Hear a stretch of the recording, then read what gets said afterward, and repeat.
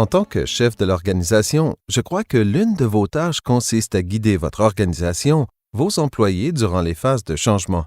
J'aimerais savoir, à ce jour, ce que vous avez appris au cours de ce processus afin d'aider les agriculteurs dans leur gestion du changement. Je pense que le changement, naturellement, tous les êtres humains sont assez confortables d'être dans leur zone de confort. Le changement fait partie de notre vie, de notre industrie. Cette industrie a vécu des changements considérables sur les 20 dernières années. Et je crois que le changement, c'est une attitude. C'est ça qui est important. Si on veut continuer à innover et à progresser le marché, il faut penser de façon innovante et être prêt à changer soit ses modèles de production, soit son modèle d'organisation, pour être prêt à capturer les opportunités qu'on voit dans l'avenir.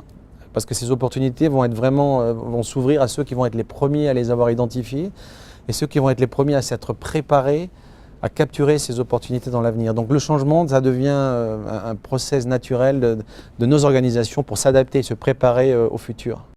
Cette question est intéressante, Kevin, et je vais y répondre selon deux perspectives, d'un point de vue affaires et d'un point de vue individu. D'un point de vue affaires, notre entreprise est réellement axée sur les investissements à long terme. Et je crois que les agriculteurs sont également axés sur les investissements à long terme. Donc, nous faisons beaucoup de planification à long terme et je crois que ceci est important, car il doit s'agir de plans vivants, car il y a tellement de changements qui surviennent que vous devez constamment garder les yeux sur l'horizon. Mais vous devez surveiller la météo de la semaine prochaine afin de vous préparer aux changements nécessaires pour garder le cap à long terme. D'un point de vue de vie individu, et probablement ce qui est le plus important, est de vous assurer que vous avez les bonnes personnes, le bon plan de relève pour atteindre vos objectifs d'affaires. Voilà la chose la plus importante. Et lorsque vous effectuez un changement, faites participer les gens. Assurez-vous qu'ils saisissent où vous allez et comment vous comptez vous y rendre et surtout les raisons pour votre organisation.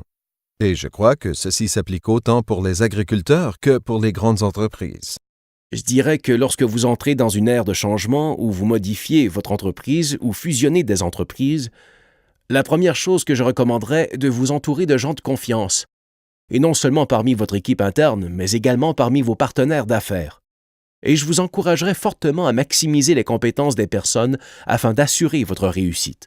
Si vous avez des gens compétents autour de vous, tout vous semblera plus facile.